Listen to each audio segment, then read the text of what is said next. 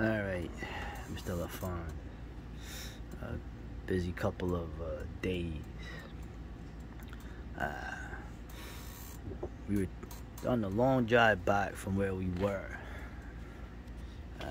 Shout out to Andy Edwards, Warhorse podcast. I put a link to his survivalist podcast, but he's a very cool person. I talked with him for almost an hour where we were at, and on the way back, me and James were listening to one of his podcasts that he had with Samuel Finlay, if you know who he is, writer of the Breakfast with the Dirt Cult. And they were talking about all kinds of things, publishing, being in the army. Of course, Sam was in Afghanistan, right? The Islamic Caliphate of Afghanistan now, and it's a really nice conversation. You know, it was like about 2.5 hours. And at one point, Sam, when he had gotten, he got wounded really bad in his hand, and he was writing a book while he was at Walter Reed, doing rehab and whatnot, and drinking heavily. And not a good idea. Yeah. Oh yeah. Well, hey, you know what?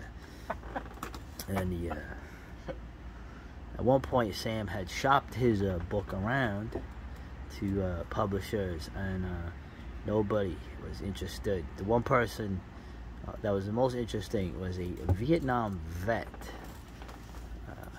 How this person was in publishing, I don't know, but I believe he was a literary agent.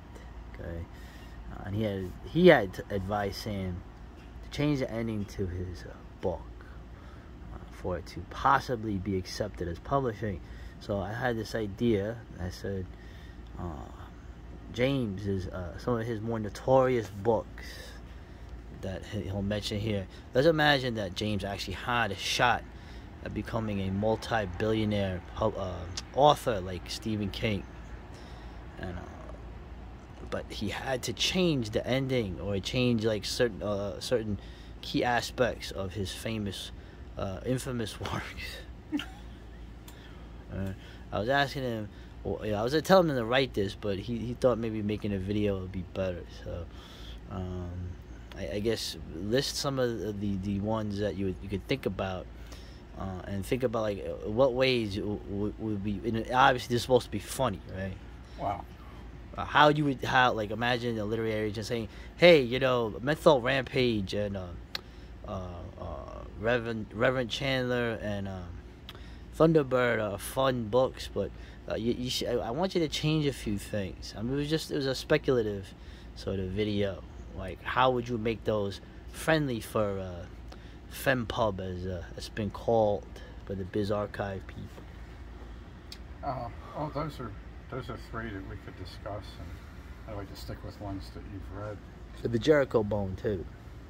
Oh, okay. The Jericho Bone.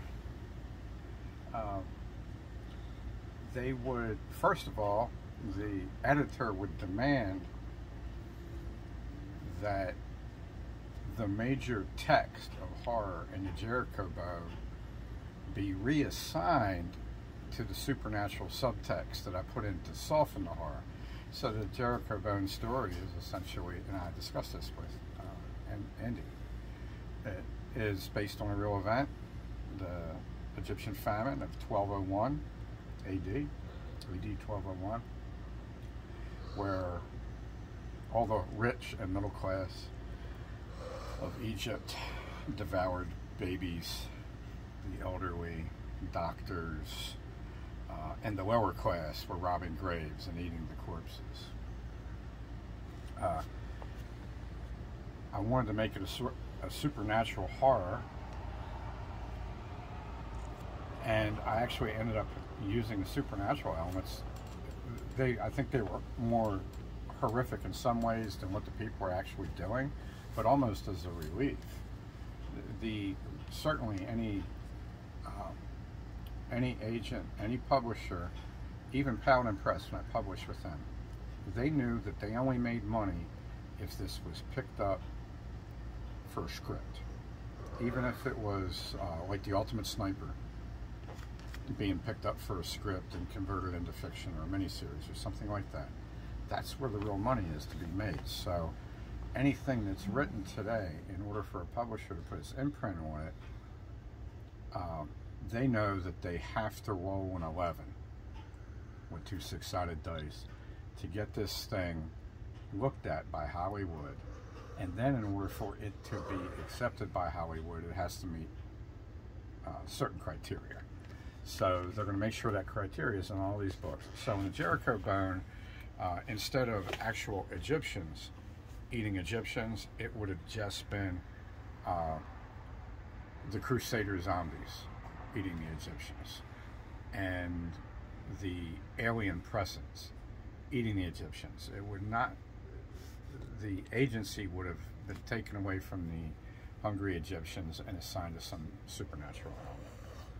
Menthol Rampage. It's pretty obvious that the protagonist is going to die. Yes. So, I mean, there's not much getting away from that. But the way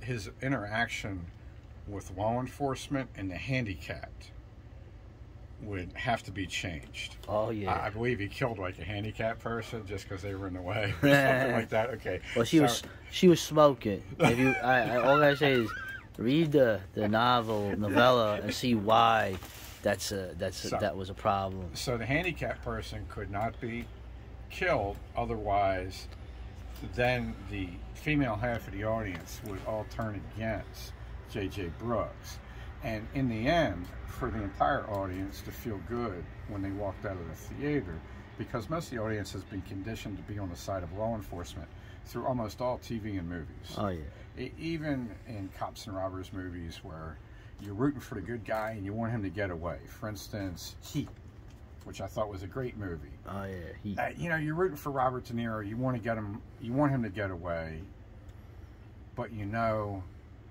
that the cop, the even smaller New Yorker, that played Dog Day Afternoon. Pacino, the Pacino, 5'2" guy. Okay. I saw him on the street once. All right. You shorter than my fiance. So you know that the cop, he's got to win. Even though he's a fraction of a man, it's the bad guy, because that's just the way it's got to wrap up. So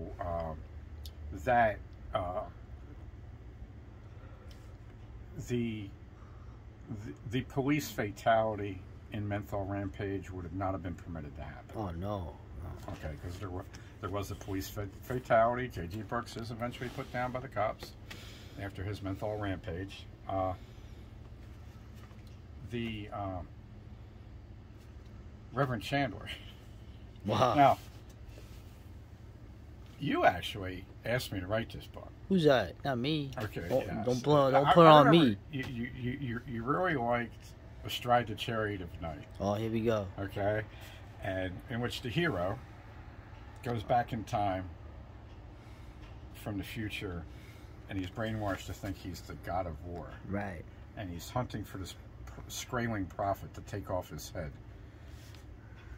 It's huge body count. It's a Rampage novel.